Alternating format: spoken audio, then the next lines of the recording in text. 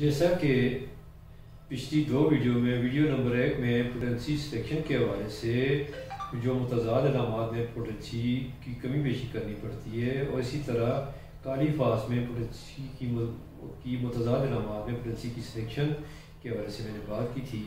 آج میں نیوٹرن میور کو اس حوالے سے پیش کرنے کی کوشش کروں گا۔ میں تمام دوستوں سے گزارش کروں گا کہ نیوٹرن میور بہت بڑی اور ٹرو میڈیسن ہے۔ یہ اور اس جیسی 20 ویڈیو بھی اس نیوٹرن میور کا احاطہ نہیں کر سکتی۔ اصل آپ ہومیوپیتھی میٹیریا میڈیکا کا علم حاصل کر کے یہ حاصل کر سکتے ہیں۔ یہ ویڈیو آپ کو میٹیریا میڈیکا پڑھنے کی طرف راغب کرے گی اور آپ کے شوق کو بڑھائے گی۔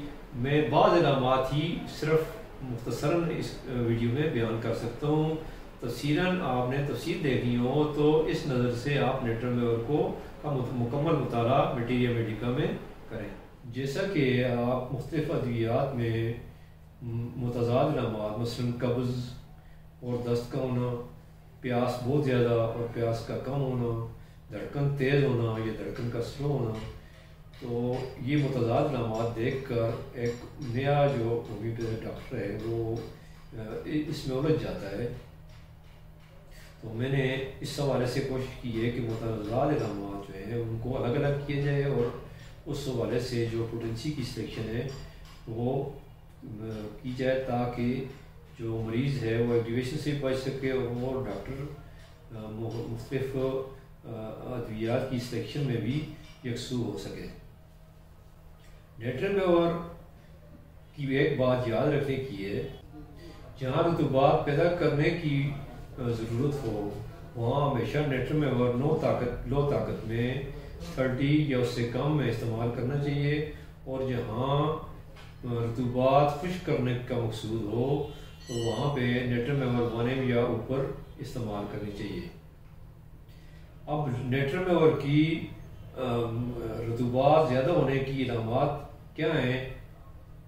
سب سے پہلے ہم دماغ کی طرف دیکھیں، اس پر غور کریں تو دماغ میں ہر وقت سوچوں میں گم رہنا، رونے کی خواہش۔ اسی طرح جب ہم سر میں اس کی علامات کو دیکھتے ہیں تو ہمیں سر درد ہمیشہ نظر کی کمزوری کے ساتھ سر درد ہوتا ہے، جس طرح سورانیم میں یا دیگر ادویات میں اندھے پن کے بعد درد شروع ہوتا ہے، نیوٹرن میور کا درد ہمیشہ نظر کم ہونے کے ساتھ ہوتا ہے۔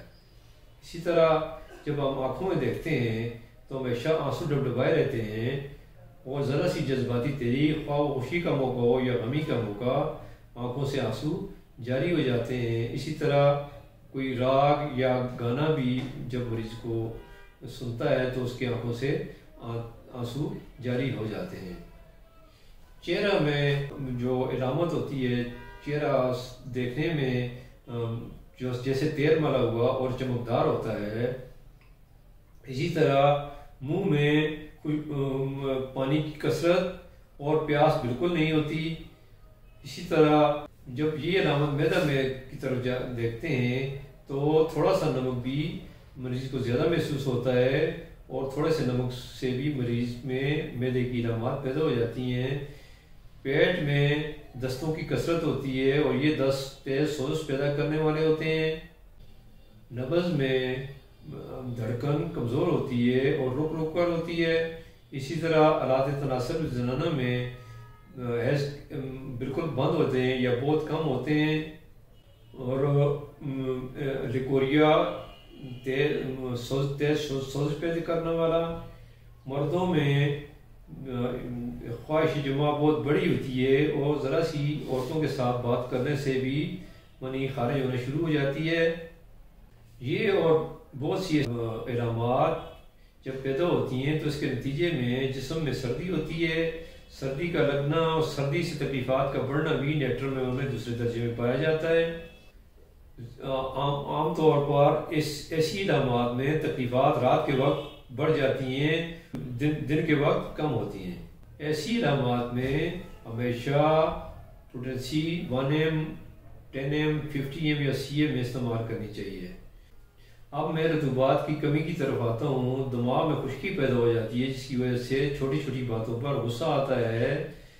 جب بہت زیادہ غم بھی آنکھوں میں آنسو پیدا نہ کر سکیں، آنکھوں میں خشکی ہو، تو بھی نیٹرمیور 30 میں استعمال کی جا سکتی ہے. اس کے علاوہ منہ میں خشکی ہوتی ہے اور نمک کی خواہش بہت زیادہ بڑھی ہوئی ہوتی ہے، چہرہ موم کا سا اور خشک ہوتا ہے. قبض، پخانہ خشک جو وقت پر ٹوٹ جاتا ہے.